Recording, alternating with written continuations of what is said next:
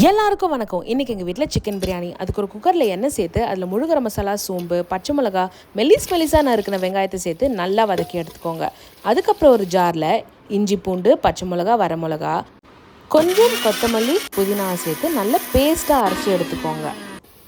வெங்காயம் இந்த மாதிரி கோல்டன் ப்ரௌன் கலருக்கு வந்ததுக்கப்புறமா நம்ம அரைச்சி வச்சுருந்த இஞ்சி பூண்டையும் சேர்த்து நல்லா வதக்குங்க. ஆயிலெலாம் வெளில ரிலீஸ் ஆகும். அந்த டைமில் தக்காளியை ஆட் பண்ணுங்கள். தக்காளியை ஆட் பண்ணிவிட்டு நல்லா வதக்குங்க. தக்காளி ஒரு 50% வெந்ததுக்கப்புறமா நம்ம சிக்கனை சேர்த்துடலாம். சிக்கனையும் சேர்த்து அந்த மசாலாலாம் நல்லா பரட்டி விடுங்க. இப்போ கொத்தமல்லி அண்ட் புதினா இதை சேர்த்து நல்லா கிளறி விடுங்க. இப்போ நம்ம தயிர் சேர்த்துக்கணும்.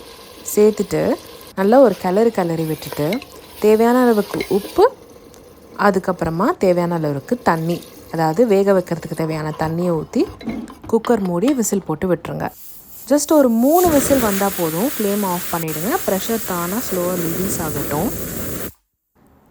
இது நான் ஏற்கனவே ஊற வச்சுருந்த பாஸ்மதி ரைஸ். ஜஸ்ட் ஒரு மேக்ஸிமம் 30 மினிட்ஸ் ஊற வச்சா போதும். இப்போ நம்ம சிக்கன் நல்லா வெந்திருக்கு. இதில் இப்போ நம்ம ஊற வச்சுருந்த பாஸ்மதி ரைஸ் ஆட் பண்ணிவிட்டு தலுக்காக கிளறி விட்டுட்டு தம் போட்டுருங்க. 25 மினிட்ஸ் தம்க்கு அப்புறமா ஓப்பன் பண்ணி பார்த்தா செம்ம பிரியாணி ரெடி. நீங்களும் ரெசிபி ட்ரை பண்ணி பார்த்துட்டு எப்படி இருந்துச்சுன்னு சொல்லுங்கள். இன்க்ரீடியன்ட்ஸ்க்கு டிஸ்கிரிப்ஷன் பாக்ஸ் செக் பண்ணுங்கள். லைக் பண்ணுங்கள், சப்போர்ட் பண்ணுங்கள், ஷேர் பண்ணுங்கள், சப்ஸ்கிரைப் பண்ணுங்கள்.